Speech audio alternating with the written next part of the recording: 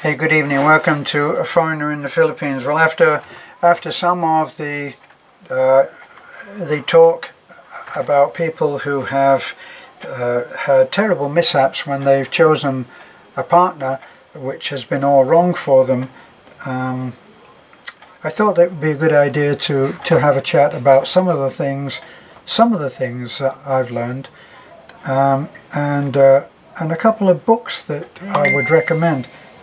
I'm a great believer in you can't change your behavior unless you take in new information, new data,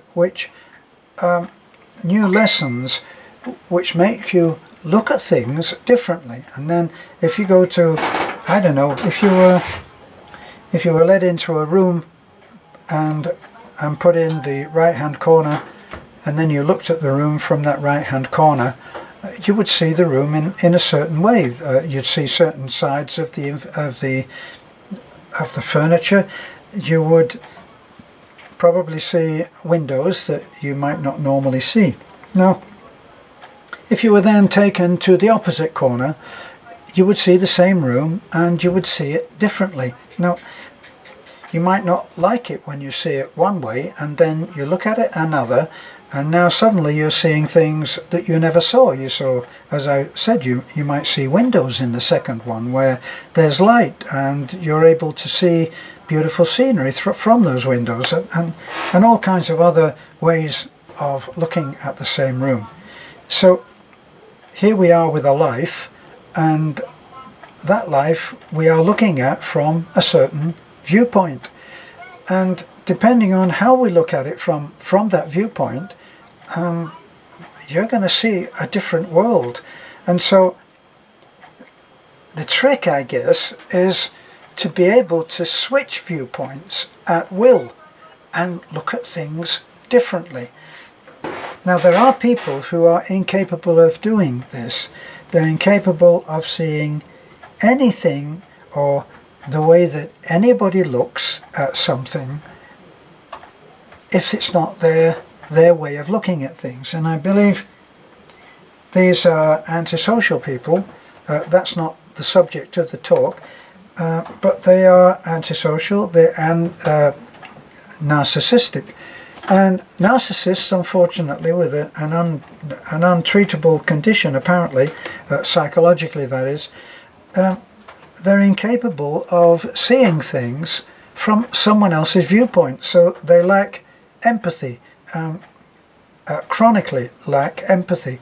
So they're difficult people to deal with, and they have a difficult life because they can't understand why everybody doesn't see things the way that they see them.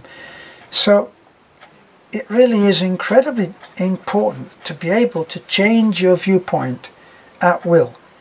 And if you can do that, you can change the way that your life is unfolding, because the way that your life is unfolding is as a result of the way that you are looking at things.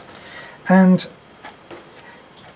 one of the best ways of changing the way that you look at things is to read.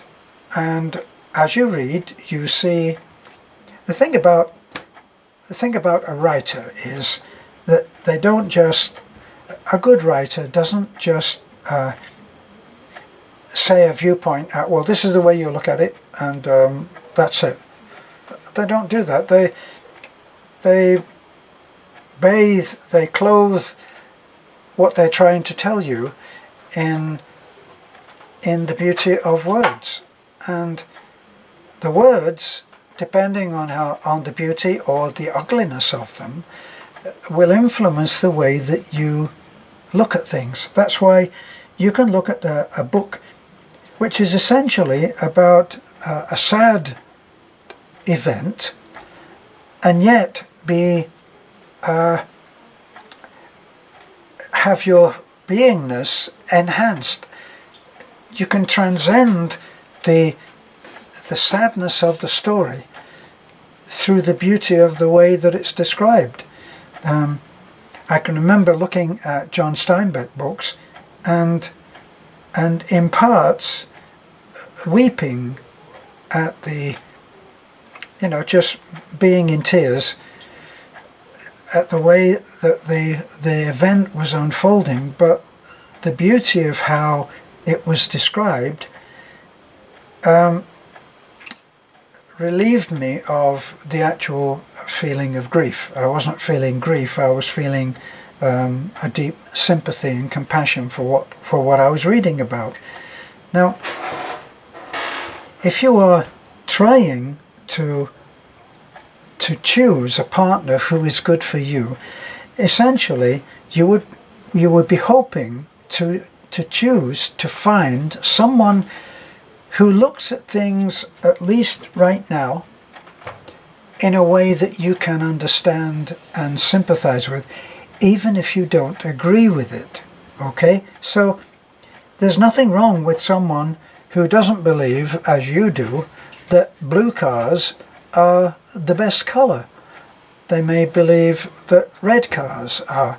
Well, that's not hard to allow, is it? It's not hard to go along with the fact that somebody else has a different favorite color to you. If you take that to its logical conclusion, where you continue, a friend of mine used to have a favorite word called extrapolate, in which you take things through to its end result, wherever it would take.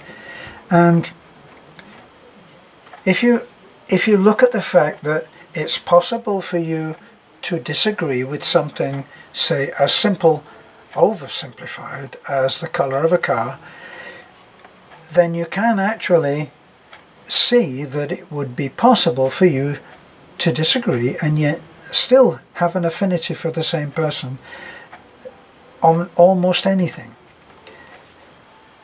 But the best kinds of relationship is where you are able to look at new information and see it, at least for the moment, in the same light as your partner.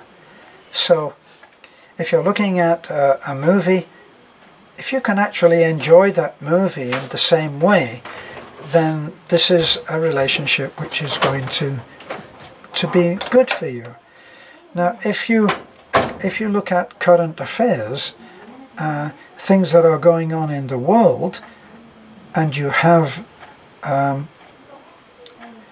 let me say, a sympathetic, empathetic way of looking at things in the same way as your partner, you will get along with that person. If things excite you in the same way, if things, if you like, depress you in the same way, this is a union which will bear fruit in the future. You'll be able, excuse the ear tweak, you'll be able to grow together. Now, so the trick, I'm sure that they're saying, wow, that would be just great, yeah, she agrees or he agrees with everything I say, and we love the same movies and all of that, but how do you get that? Obviously, you need to know what your own opinions are on things and how you feel. So, a book that I would recommend that I've recommended so many times to people. I used to buy this book, but I finished buying it because I never got to keep it, because I was always lending it to someone who never returned it. And it is by a woman called Barbara DeAngelis. And Barbara DeAngelis was a counselor. She used to run seminars on relationships, and she was very good at what she did. And over the course of, I'm guessing, years of counseling people, she began to recognize the stories. Now, even though you may think that your life is total one-off special, it's not. It has a basic thread running through it, which can be traced in probably hundreds of thousands of different stories, and that's a good thing, because it means that somebody's made it through your particular trials successfully and gone on to be happy, even when you right at this moment may not be happy. So what is it that Barbara DeAngelis can say that is special? Her book is called Are You the One for Me? And she talks about every scenario that she saw unfold when she was helping people to usually to either rescue their relationship, which was in ruins, or get over the fact that their relationship had failed. Now, the upside would be that she would be able to help people to realize who was right for them. So if you're actually asking that question, how do I choose the right person?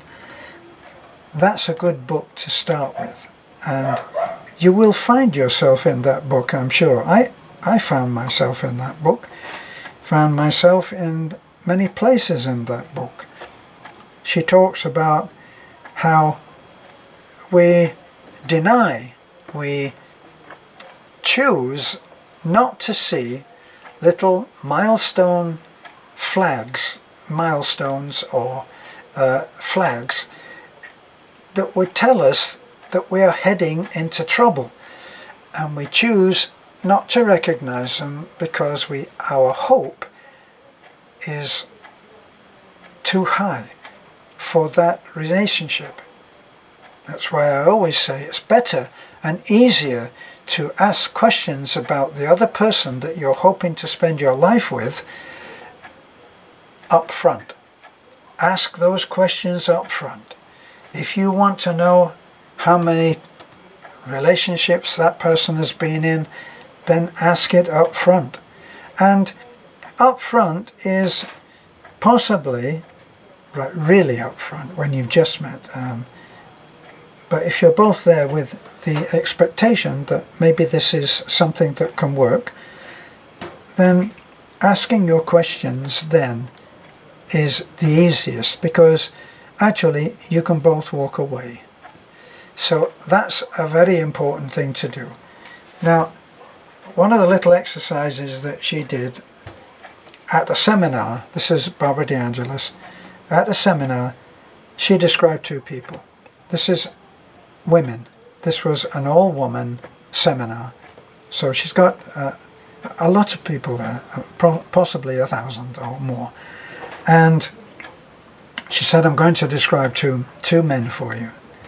Now the first man is a dedicated family man looking to be happy with one person. He is monogamous. He is not out playing the field.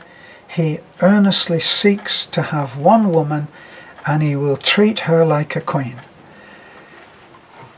He is handsome enough.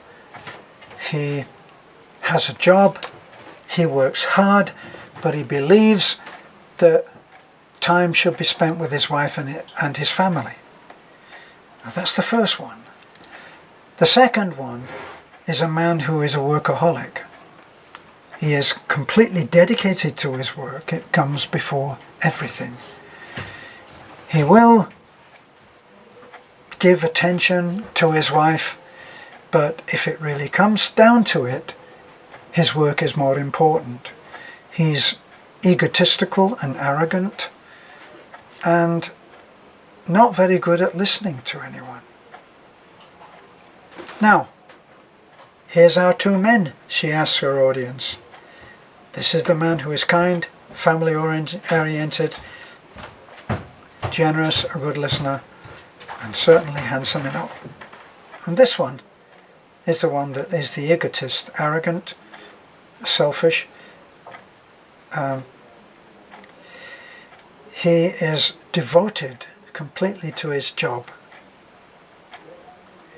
Which one will you have?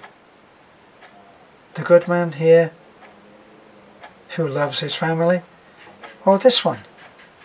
Oh, this one. Everybody says this one. And then she said, now, a little more information about these two men. The man over here, he drives a 7 or 8 year old Volkswagen. He has a job as a janitor in a school where he is very well respected. He earns a good wage, has a good pension to look forward to, helps volunteer coach the football team of that school, and is good with kids. But he has a job, and that job is with a modest income. It's enough for him to buy a house, but there are some struggles. That's him. On this side, our egotistical, arrogant man who is dedicated to his job is very rich, can afford to have all the things that he wants when he wants them. Now who will you have? Oh, without doubt this one, because he can take care of us, can't he? Now, she then revealed that she has counselled people. She has counselled a woman who was married to this man. Not specifically, but to this kind of a man. And she enjoyed that lifestyle of having anything that she wanted, because as long as she didn't bother him, he would give her anything. She had a beautiful car, she had a beautiful wardrobe, she went out shopping whenever she wanted to, and she had a beautiful home. She just didn't have a beautiful husband. She left that man for a man with a job, a carpenter, who earned a good living, but not extravagant, who certainly could not buy her all the things her heart's desire. But he lavished attention on her and loved her. And she was very happy. And when she spoke to Barbara De Angelis, I believe, she said, I loved this one for the lifestyle that he could afford me. And when his business went down the tubes, I suddenly realized I didn't love him anymore. Because without his money, his arrogance and his selfishness and his dedication to working was not very attractive. So you have to be sure of the way that you're looking at that person and what you expect. And my own philosophy has finally evolved to I keep my expectations low and my hopes high. And I do my best to understand, to be tolerant, to be kind, to listen. All a work in progress. This is not something where I am saying I am totally kind, I am totally sympathetic, tolerant, kind, understanding, but I'm doing my best. And you need to find someone who is of like mind as yourself. And that would be the basic. So you have to know what's good for you, the qualities that you admire in a good man, and then go about the choice on that basis. This has been a little talk about how to choose the man or the woman that you think may be good for you. It really isn't about money, and it's really not, after a certain point, it's not about beauty or whether someone is handsome or cute or any of that. As as the wife of a friend of mine in Fort Myers said, when I was looking for someone then and feeling a little bit lonely, she said, you should be able to find someone. You're good looking enough. So, if you're good looking enough, and you will be for someone else who is pretty enough. That would be my thought. So this is a foreigner in the Philippines. Thanks for looking in. Bye for now.